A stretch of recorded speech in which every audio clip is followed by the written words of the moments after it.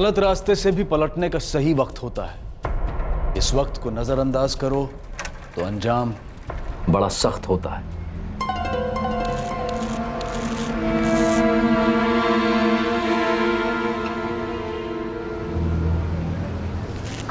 आलू ले लो, गोभी ले लो, ताजा ताजा सब्जी ले लो। सब्जी वाले सब्जी ले लो, सब्जी वाले ताजा ताजा सब्जी ले लो, ताजा ताजा सब्जी ले लो।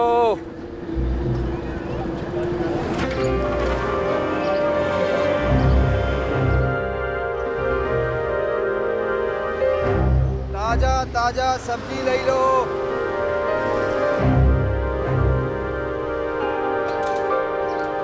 भिंडी ले लो, टमाटर ले लो, सब्जी वाले सब्जी ले लो, आलू ले लो, प्याज ले लो।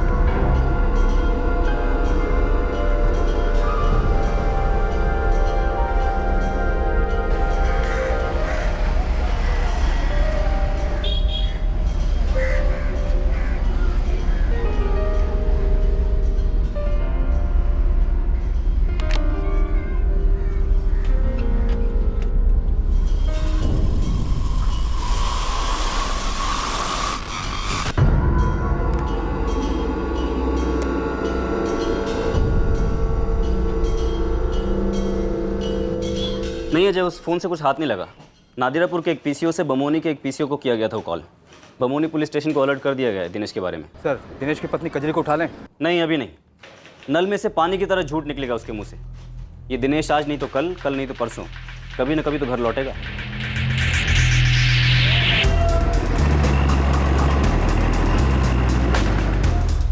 ताजा ताजा सब्जी ले लो।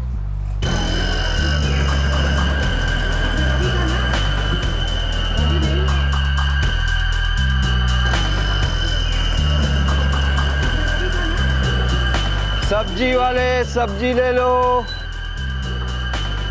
ताजा ताजा सब्जी ले लो, सब्जी वाले सब्जी ले लो, ताजा ताजा सब्जी ले लो, सब्जी वाले सब्जी ले लो, ताजा ताजा सब्जी ले लो। निकलो।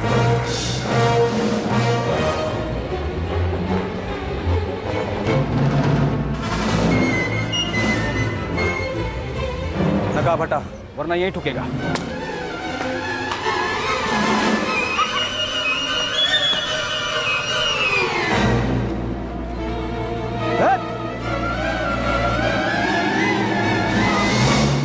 अपनी बिल में छिपने का बड़ा शौक है ना तुझे दिनेश मिश्रा, अब हमारी बिल में आ जाए। अरे चलो।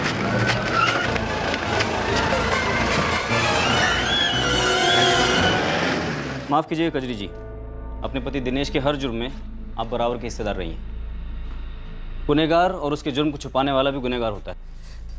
सर हमारा एक छोटा बच्चा है और मेरे पति दिनेश, सर वो हमारे परिवार में कमाने वाले इकलौते हैं। मैडम, यहाँ नादिरापुर से लेकर के सीधे धिलानपुर तक कई सारे ऐसे इकलौते कमाने वाले लोग हैं जिनको आपके पति दिनेश ने जमकर लूटा है। कई सारे थानों में उसके अगेंस्ट केसेस हैं, फ्रॉड के, रॉबरी के, संगीन जुर्म है। लंबा अंदर जाएगा दिनेश। देखो, दिनेश हमारे लिए मर चुका है और जब तक हम लोग जिंदा है तब तक ऐसा ही रहेगा। और कजरी, तुम बार बार हमारा समय क्यों बर्बाद कर रही हो? हमारा तुम्हारे साथ कोई वास्ता नहीं है। मुझे समझ में नहीं आ रहा कि मैं और किससे मदद मांगू। दिनेश बहुत मुश्किल में। बाबूजी ऐसे मत बोलिए। वो मुश्किल में कब नहीं था? कभी हमारी बात मानी थी उसने? ऊपर से तुम्हारी जैसी पत्नी मिली उसको। गलत करने से रोकने की बजाय तुमने उसका साथ दिया। अब तुम दोनों भुगतो तुम्हारे किए की सजा। बाबूजी, बाबूजी,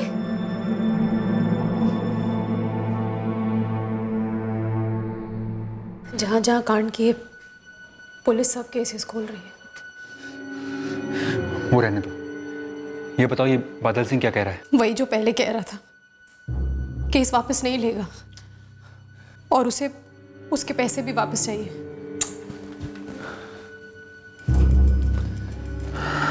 ठीक है, मैं कुछ करने की कोशिश करता हूँ, तुम भी देखो तुमसे क्या बन पड़ता है। और देखो, कोशिश करो, ये लोग अब टूट पड़ेंगे चिल कौवों की तरह। तुम्हें मुझे यहां से निकालना ही पड़ेगा। हम जो रास्ता चुनते हैं वही हमारी मंजिल तय करता है।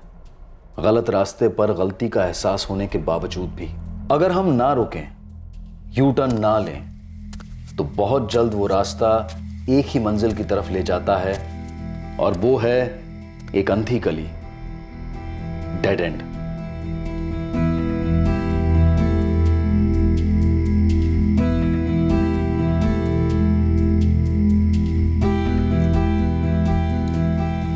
दुकान बंद हो गई है, चलो।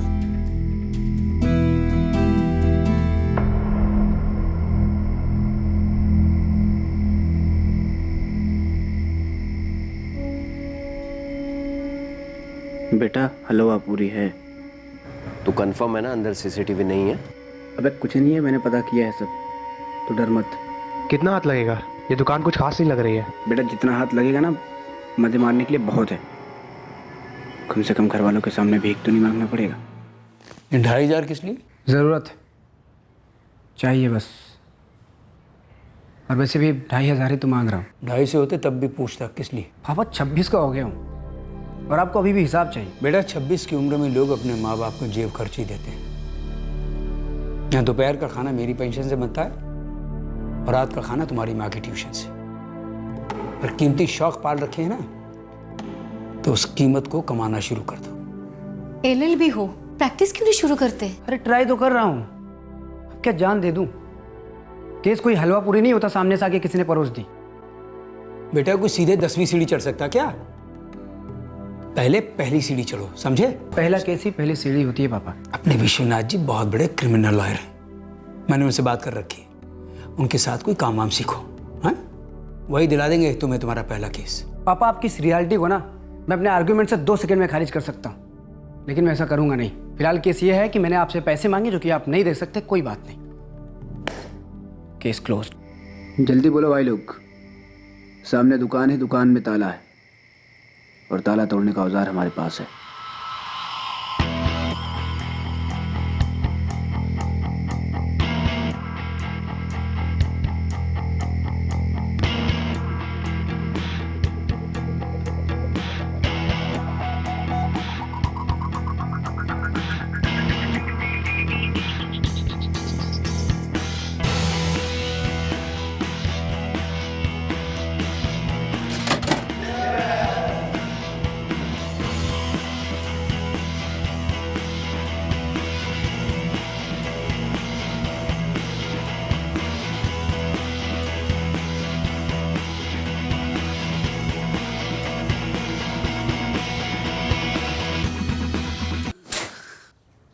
बंद करो ना पर्दा।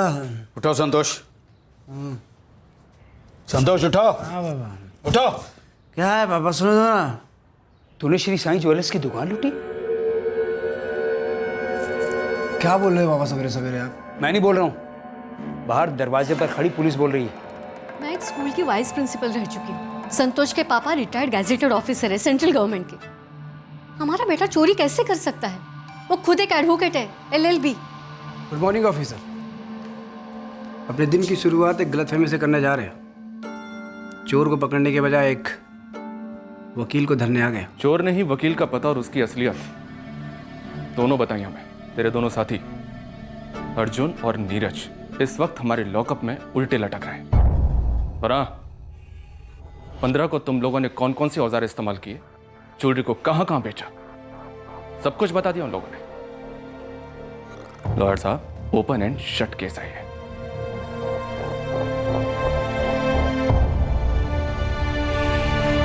घनश्याम जी, गिरजा जी, सनत टोली में हमारा एक खबरी है।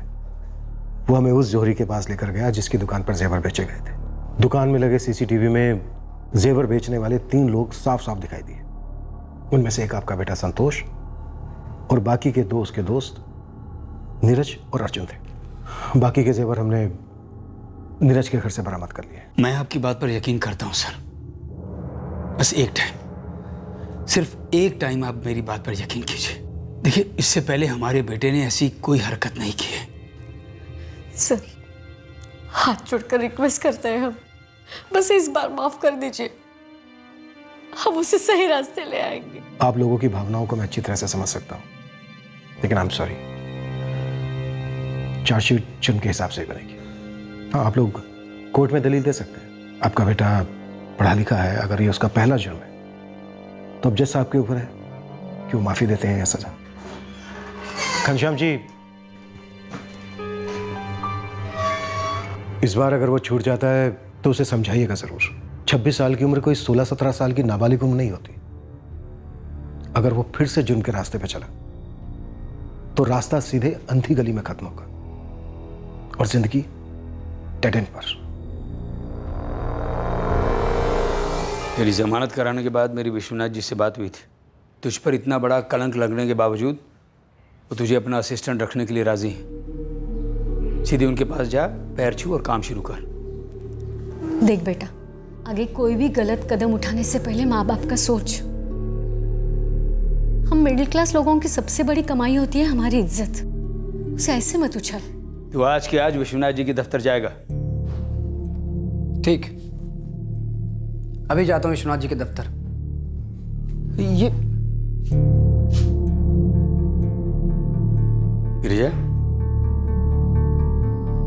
कहां से ये गुण है इस लड़के में? समझ में नहीं आ रहा है, कहाँ कम पड़ गए हमारे संस्कार।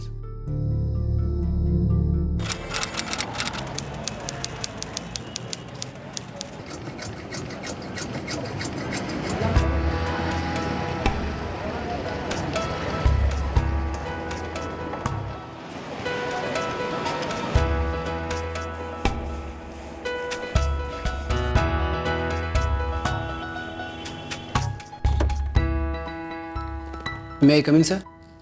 हाँ, आओ बैठो। तुम्हारे पिताजी घनश्याम जी खास है मेरे लिए। अपने काम में न सिर्फ ईमानदार थे बल्कि काम में बहुत अच्छे भी थे। मैं भी बहुत अच्छा हूँ सर, पता चलेगा आपको। वो तो तुम्हारी चार्जशीट देखते ही पता चल गया था। खैर, मिट्टी डालो इस बात पर। और एक बात सुन लो, जो अपने असिस्टेंट को मैं एक ही बार बोलता हूँ, हमेशा स्मार्ट बनो, ओवर स्मार्ट कभी नहीं। जी सर। कोर्ट रीडर के पास पेपर्स कैसे फाइल करती है आइडिया है? थोड़ा बहुत। कोर्ट नंबर 7 में फाइल कर, और कोर्ट रीडर जो तारीख देगा उसकी रिसीट लेकर आ जाओ। वकील साहब, इतनी लेट तारीख कैसे मिल सकती है? इतने दिन हम लोग कैसे मैनेज करेंगे? मैंने नज़दीकी तारीख मांगी थी लेकिन मिली नहीं।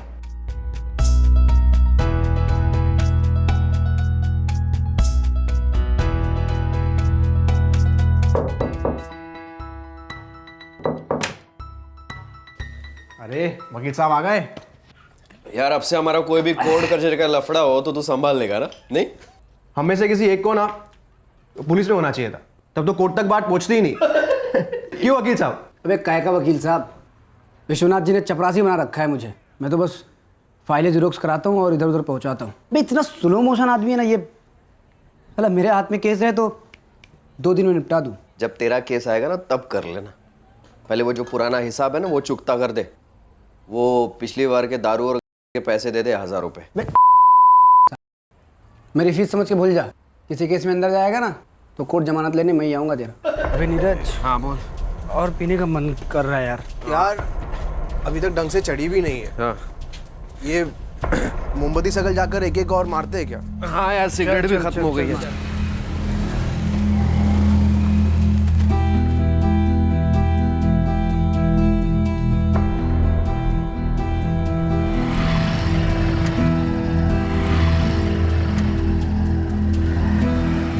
अरे भाई आजा भाई, पिए, ठंडी हो रही है।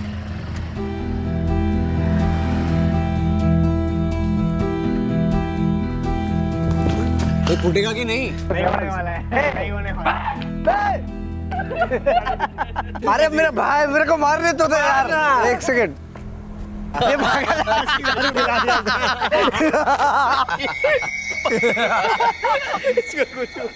क्या क्या है ये? कहाँ जा रहा है? क्या है ये? अरे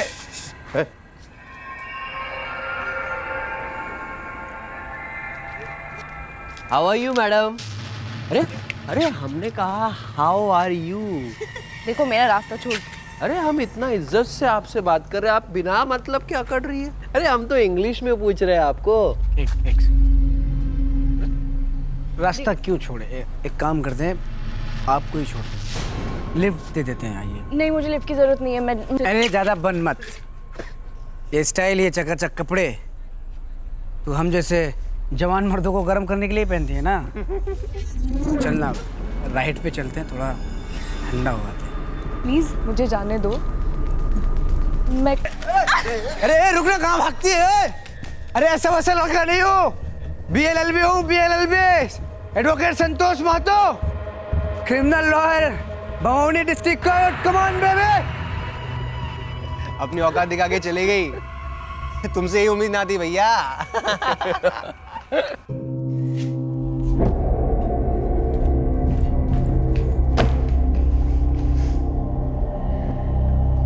क्या हुआ? क्या हुआ? कुछ लड़के छेड़ते हैं इसे। तो पहले क्यों नहीं बताया? कौन है? कहाँ छेड़ते हैं? मोमबत्ती सर्कल पे हर दूसरी रात वहां पर होते हैं, ड्रिंक करते हैं, पहले भी कई बार छेड़ चुके हैं। नाम क्या है? अरे नाम क्या है? भैया वो लोग 3 लड़के हैं।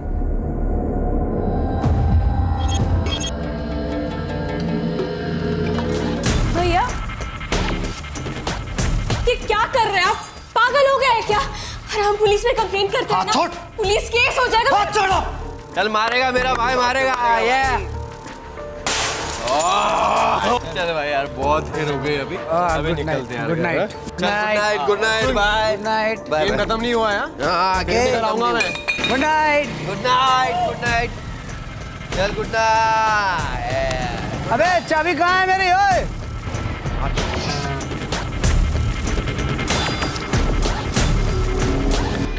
ए सुनो, यहाँ 3 लड़के थे क्या?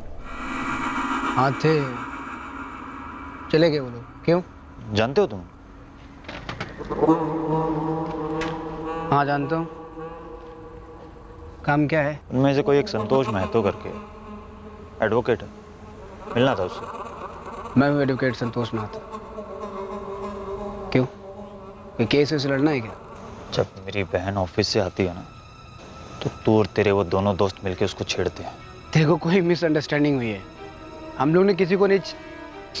क्या नाम क्या है तेरी बहन का? नहीं नहीं नहीं, नाम से काम नहीं चलेगा। एक काम को, उसको यहाँ पे बुला ले, मैं देख के बता दूंगा कि मैंने उसको छेड़ा कि नहीं छेड़ा। तो उसको छेड़ने लायक दोबारा रहेगा तब ना। अबे क्या कर रहा है तू? हटा दूर रहा, हटा। अबे फेंक इसे, पागल लग जाएगी।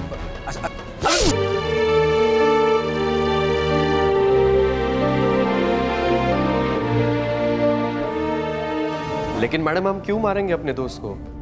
हम वहां से निकल गए थे पहले। बेटा बहुत पिटोगे, सीधा अंदर जाओगे। क्या कांड किया था तुम लोगों ने? कौन आकर छुरी मार कर गया?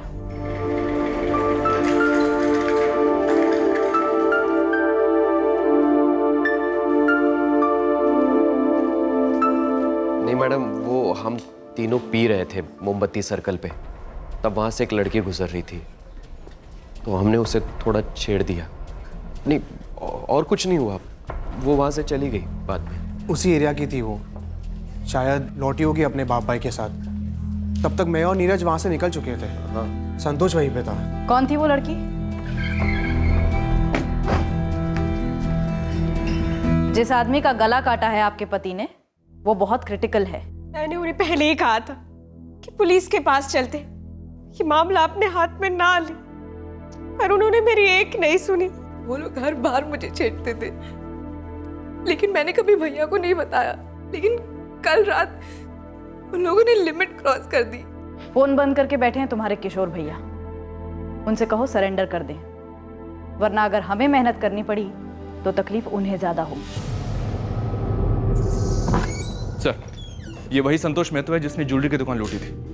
फिर से कोई लफड़ा किया इसने? सर, शालिनी उसी लड़की पूजा के घर गई है जिसके भाई किशोर ने संतोष के ऊपर चाकू से हमला किया था। ये संतोष अपने दो साथीदार नीरज और अर्जुन के साथ मिलकर पूजा को मोमबत्ती सर्कल पर छेड़ता था, लेकिन कल ये संतोष पूजा के पीछे कुछ ज्यादा ही पड़ गया सर, ऑलमोस्ट। और इस बात की शिकायत पूजा ने अपने भाई किशोर से कर दी और फिर किशोर ने संतोष के ऊपर अटैक कर दिया। अभी क्या कंडीशन है संतोष की? डॉक्टर्स का मानना है कि बचने की उम्मीद कम है और ऑपरेशन चल रहा है सर।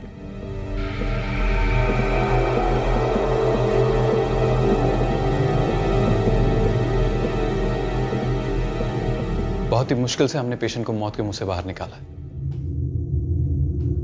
आपका बेटा बहुत लकी है जो इतना गहरा वार और इतने ब्लड लॉस के बाद भी सांस ले रहा था।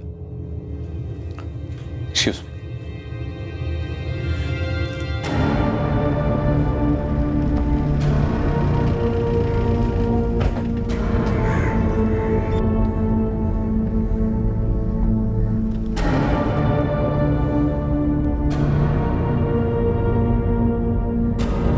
हथियार इसी में। संतोष में तो बच गए, फिर भी तुम पर अटेम्प्ट टू मर्डर के चार्जेस लगेंगे। तुम एक सीधे साधे इंसान हो, तुम्हें कानून अपने हाथ में नहीं लेना चाहिए था। हमारे पास आते, कंप्लेन करते। क्या मेरी बहन पहली लड़की है सर जिसके साथ इन्होंने इस तरह की बदतमीजी की? क्या वो आखिरी लड़की होगी? क्या इन लोगों के खिलाफ आज तक किसी ने कोई कंप्लेंट नहीं की होगी? सर, क्या गारंटी है कि सजा काटने के बाद भी ये लोग लड़कियों पर हाथ डालना छोड़ देंगे? इस बात की गारंटी है कि अगर संतोष मर जाता तो तुम पर मर्डर के चार्जेस लगते, लंबी सजा होती। तुम्हें कानून अपने हाथ में नहीं लेना चाहिए था किशोर। जितना वो गिल्टी है इस वक्त उतने ही तुम भी गिल्टी हो। और अफसोस है मुझे इस बात का, क्योंकि तुम एक सीधे साधे आम इंसान हो जो अपने परिवार के लिए ईमानदारी से काम करता है, अपना घर चलाता है। तुम्हें चाकू नहीं चलाना चाहिए था।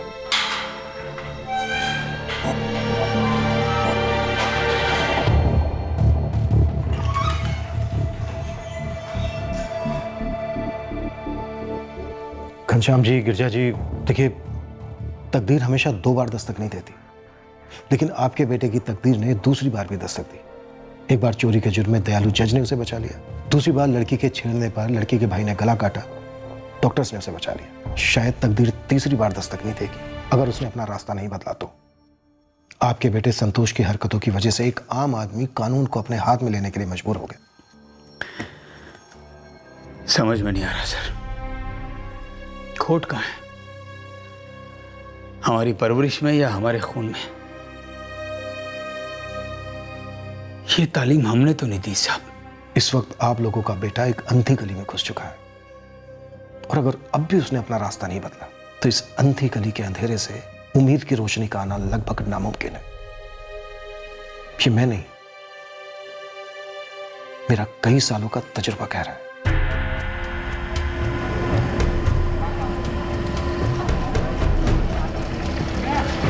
इस हादसे को महतो परिवार ने किनारे कर दिया था और संतोष के माँ बाप ने उसके सर में कील ठोक दी थी कि जुर्म की दुनिया उसे सिर्फ बर्बाद करेगी।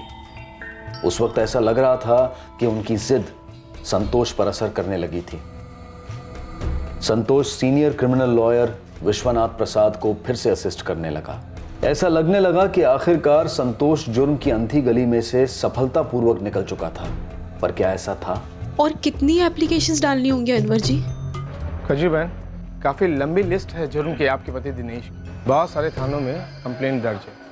भाई, हम तो एप्लीकेशन देकर उससे बहस कर सकते हैं सज़ा कम करवाने के लिए, जुर्म तो कम नहीं करवा सकते ना।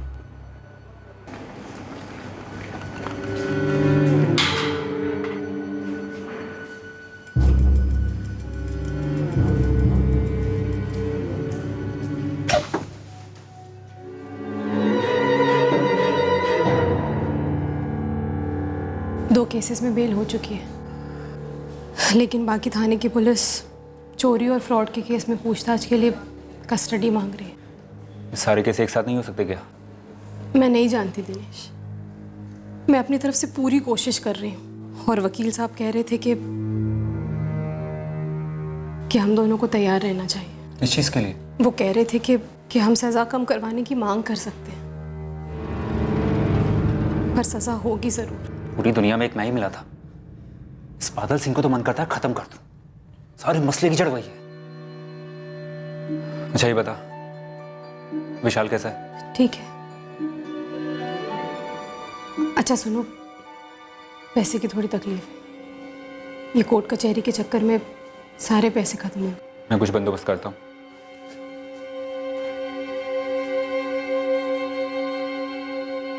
कोई महंगाई से परेशान है तो कोई टैक्स से, कोई नौकरी से परेशान है तो कोई बेरोजगारी से, किसी को प्यार चाहिए तो किसी को तलाक।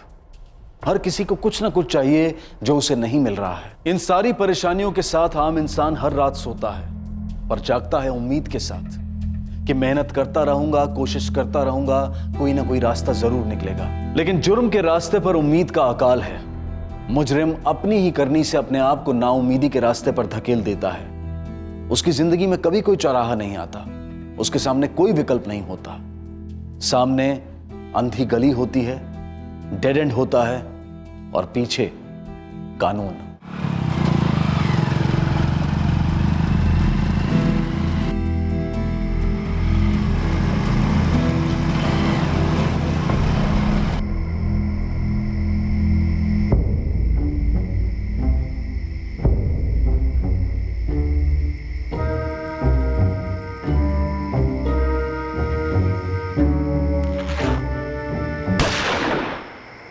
मर्डर बॉडी मिलने से लगभग 8 से 9 घंटे पहले हुआ होगा। मतलब 29 जनवरी की रात? Yes sir. लगता है 83 मेड रिवॉल्वर का इस्तेमाल हुआ है। करेक्ट।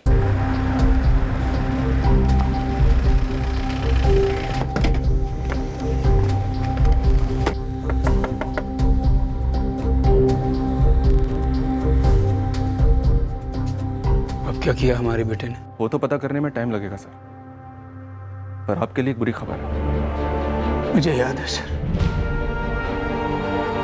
आपने कहा था अंधेरी गली से निकाल लो अपने लड़के को।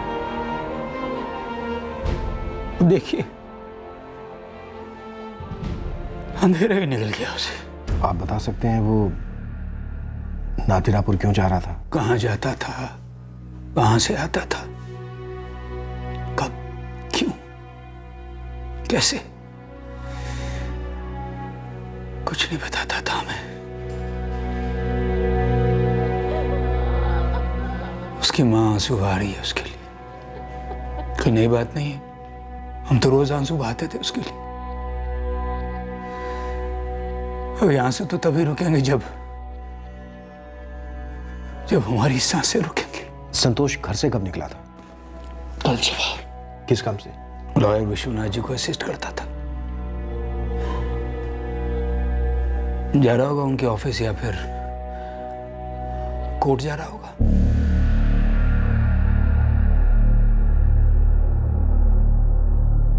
हमें मोटरसाइकिल, उसका पर्स, उसका मोबाइल फोन, ये सब उसकी बॉडी के पास से मिला है।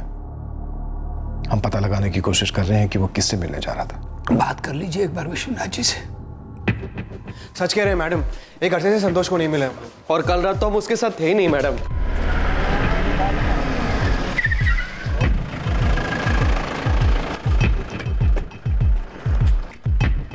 आपके असिस्टेंट संतोष महतो का मर्डर हो चुका है। क्या? शालिनी सर, संतोष का एक कॉल स्कैन करो। क्या पता खूनी ने फोन के कॉल लॉग्स में से कुछ डिलीट किया हो। Yes sir. मैं तब तक संतोष के दोस्त अर्जुन और नीरज से बात करता हूँ। नादिरापुर? ना, नादिरापुर में मेरा कोई क्लाइंट है ही नहीं। और दूसरी बात, संतोष क्लाइंट से डायरेक्ट मिलने की स्टेज पर था ही नहीं सर। उसे तो मैं बस सिर्फ कोर्ट रीडर के पास पेपर्स फाइल करने का काम देता था। कभी कभार सिंपल केस पढ़ने को कहता और उसके नोट्स बनाने को कहता, उसके अलावा कुछ भी नहीं। कल कितने बजे निकला था संतोष ऑफिस से? एग्जैक्टली तो नहीं बता सकता, पर शाम होते ही निकल गया था। संतोष का बैकग्राउंड तो आपको मालूम ही होगा। जी, उसके दोनों केसेस को मैं बराबर जानता हूँ इंस्पेक्टर। सिर्फ और सिर्फ उसके पिताजी की वजह से मैं संतोष को एक अच्छा भविष्य देने की कोशिश कर रहा था। कुछ आइडिया है क्यों मारा होगा उसको? क्या दुश्मनी हो सकती है उसकी किसी के साथ? नहीं, अभी तो कुछ आइडिया नहीं है इंस्पेक्टर, पर जैसे मुझे कुछ पता चला मैं फौरन आपको फोन करता हूँ। पता नहीं सर, वो जो लड़की का कांड हुआ उसके बाद तो संतोष और हमारी दोस्ती काफी ठंडी पड़ गई थी। और सर ऐसा नहीं कि हम बात नहीं करते थे, पर सर वो वाली बात नहीं थी। नादरापुर में क्या है? पता नहीं, ये नादिरापुर कहाँ से आ गया है? नादरापुर बाईपास रोड पर संतोष की लाश मिली हमें। पर सर, संतोष ने तो कभी नादिरापुर का नाम नहीं लिया हमारे सामने।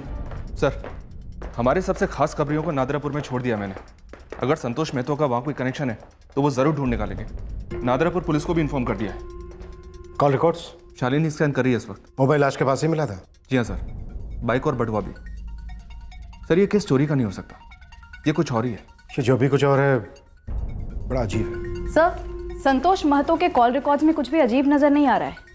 लगभग सभी कॉल्स माँ बाप को किए गए हैं या उनकी तरफ से आए हैं। कुछ कॉल्स एडवोकेट विश्वनाथ के ऑफिस के भी हैं। ये संतोष इतना संस्कारी और मासूम तो था नहीं। एक डकैती, एक मोलेस्टेशन, खुद अटेम्प्ट टू मर्डर का शिकार।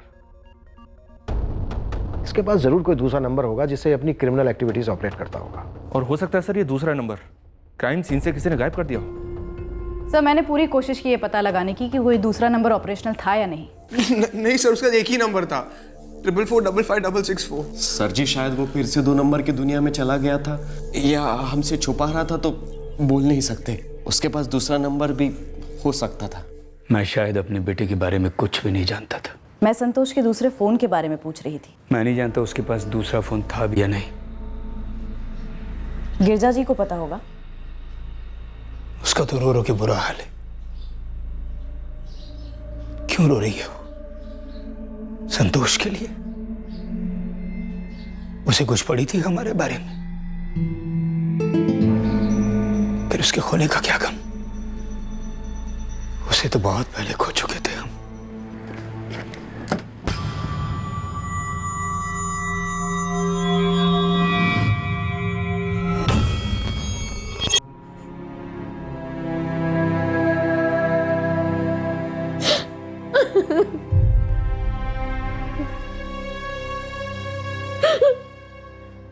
केशव, इस संतोष महतो का हमारे जुरिस्डिक्शन में तो कोई कनेक्शन नहीं मिला, लेकिन हाँ मर्डर का कनेक्शन जरूर मिला है। कैसा कनेक्शन सना साहब? तुमने अपनी रिपोर्ट में जो गोलियां मेंशन की थी, पैलेट्स, वो एक देसी मेड रिवॉल्वर से चलाई गई थी। हाँ, संतोष की बॉडी से 4 गोलियां बरामद हुई थी। 19 जनवरी को हमारी बीट में भी एक मर्डर हुआ और उस मर्डर के लिए भी एग्जैक्टली सेम गोलियों का इस्तेमाल किया गया। फर्क इतना है कि हमको विक्टिम ब्रजेश सचान की बॉडी के पास से कोई आइडेंटिफिकेशन नहीं मिला, जैसा कि आपको संतोष महतो के पास से मिला था। लेकिन 2 दिन के बाद हमें पास के सिरोनिया थाने से एक मिसिंग कंप्लेंट मिली जो कि ब्रजेश सचान से मैच हुई। कौन था ये ब्रजेश सचान? एक ट्रैवल एजेंसी में ड्राइवर था, किसी पार्टी को ड्रॉप करने जा रहा था नादिरापुर, जब उसका मर्डर हुआ और उसकी गाड़ी चोरी की गई। शालिनी, तुमने जो एंगल सजेस्ट किया है कि तंग आकर जलील ना होने के इरादे से खुद संतोष के फादर घनश्याम महतो ने अपने बेटे का कत्ल करवा दिया हो, यह बेबुनियाद तो नहीं लगता। लेकिन नादिरापुर पुलिस से जो खबर मिली है ब्रजेश सचान का कत्ल और कार चोरी की, उससे थोड़ा डाउट होता है। दोनों कनेक्टेड हो सकते हैं सर। मतलब वही गिरोह या सुपारी किलर जिसने सचान को मारा, उन्हीं ने संतोष को भी मारा? सर, संतोष पढ़ा लिखा होने के बावजूद एक जुगनू की तरह जुर्म की दुनिया की तरफ अट्रैक्ट हो रहा था। हो सकता है किसी ने इस बात का फायदा उठाकर उसकी जिंदगी का दिया ही बुझा दिया हो। तुम एक बार फिर शक की सुई retired gazetted officer Ghanshyam Mahato की तरफ घुमा रही हो। मोटिव उन्हीं का सबसे स्ट्रांग है, और किसे इतनी तकलीफ होगी? वो जो लड़की छेड़ने का केस था, पूजा मंडल, उसका भाई, क्या नाम उसका, जिसने संतोष पर हमला किया था? किशोर मंडल। उसकी जमानत हो गई सर। उठा लो उसे। एक बार जुर्म किया, सजा काटी थोड़ी, उसके बाद बंदा कौन से जुर्म का हाईवे लेगा कुछ नहीं कहा जा सकता। सर, केशव, नादिरापुर पुलिस से ब्रजेश सचान मर्डर की सारी डिटेल्स निकालो, पता तो चले कि सच में कार चोरी का केस है या फिर बात कुछ और है।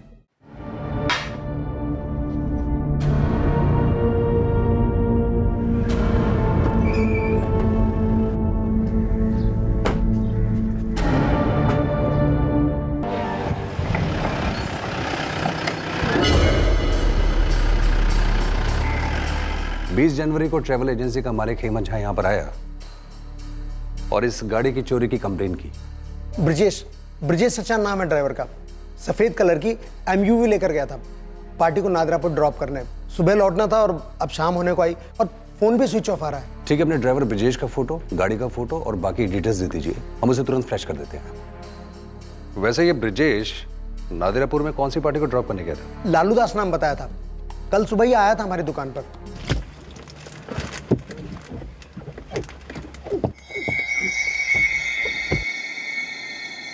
एक गाड़ी मिलेगी क्या नादिरापुर के लिए? हाँ हाँ, क्यों नहीं। कब चाहिए? अभी रिटर्न है कि ड्रॉप? बस जाना एक तरफ। हो जाएगा 2500 रुपये। अरे क्या बात कर रहे हैं आप, 2000 रुपये लगते हैं एक तरफ के। ठीक है, 1000 रुपये एडवांस दे दो, बाकी ड्राइवर को दे दो।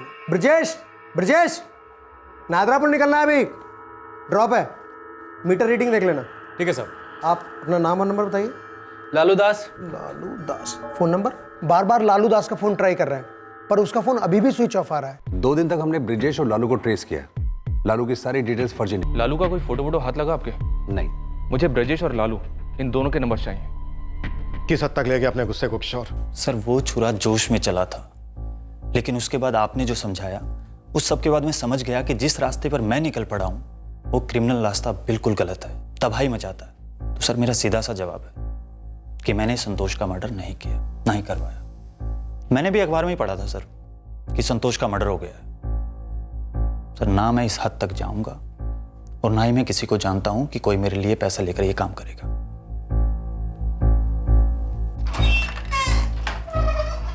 सारे सवालों के जवाब बिना पूछे अपने आप ही दे गया। शालिनी, तुम पता करो कि पैसे लेकर ऐसे काम कौन कर सकता है। गाड़ी चुराई गई, मर्डर किया गया। सर ये नादिरापुर बाईपास वाला केस है ना? साहब बोला नहीं, सारे काम शुरू। नादिरापुर थाने से खबर आई थी, टिप निकली थी इस काम के लिए। कोई नहीं, तू पता कर। गाड़ी पक्का चोरी करने के इरादे से उठाई गई। कोई लालू है, फर्जी नाम पे मोबाइल है, तो ये लालू नाम भी फर्जी होगा। अपने को बस इतना पता करना है कि संतोष मेहतो के मर्डर में इसका क्या कनेक्शन है। साहब गाड़ी चोरी की ये बेचने के लिए, तो अभी तक तो उसका पोस्टमार्टम हो गया होगा। पक्का नंबर प्लेट, कलर विलर सब बदल दिया होगा। शायद गाड़ी चुराने का प्लान ही नहीं था। हो सकता है ये चोरी सिर्फ हमारा ध्यान बटाने के लिए की गई हो। चंदर, अंदर तक घुस, गहराई तक जा। जो नजर आ रहा है शायद वैसा है ही नहीं। यार सीधे सीधे बोलो, गाड़ी मेरे पास आएगी कि नहीं आएगी? हाँ? अरे डील कौन कर रहा है? अरे नाम तो बोलो।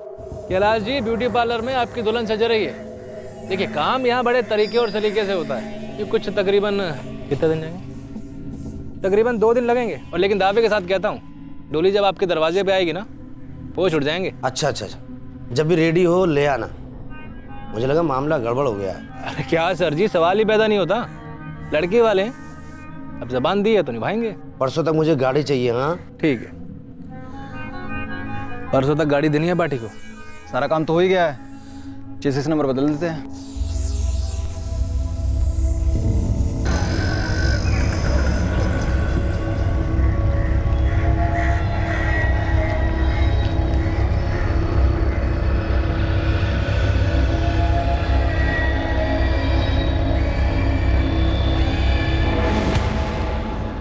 अरे आ गए तुम?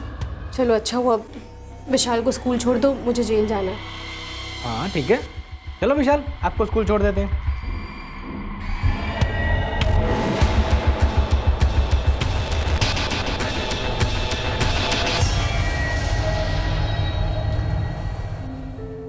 बेल का क्या हो रहा है?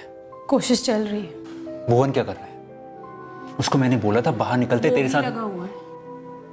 कहीं ऐसा तो नहीं कि तू चाहती है कि मैं जेल के अंदर ही रहूं, बाहर ही ना निकलूं? क्या कह रहे हो? देख कजरी, ये मत समझना कि मैं अंदर हूं तो मुझे बाहर की खबर नहीं मिलती। देखो मुझे नहीं पता कि तुम्हारे पास क्या खबर है, लेकिन मैं अपनी तरफ से पूरी कोशिश कर रही हूँ। ये बता, ये संतोष महतो को किसने मारा? मैं कैसे बता सकती हूँ? ये वही वकील था ना जो मेरा केस लड़ने वाला था? हाँ वही था, पर अब हमें कोई और वकील करना पड़ेगा, क्योंकि संतोष महतो तो अब मारा गया है, और उसे किसने मारा और क्यों मारा मैं नहीं जानती। ब्रजेश सच्चान और संतोष महतो के केस में फिलहाल एक ही कनेक्शन लग रहा है, और वो है शायद सेम देसी मेड रिवॉल्वर का इस्तेमाल। लेकिन ब्रजेश सच्चान के केस से संतोष महतो के मर्डर का क्या कनेक्शन हो सकता है?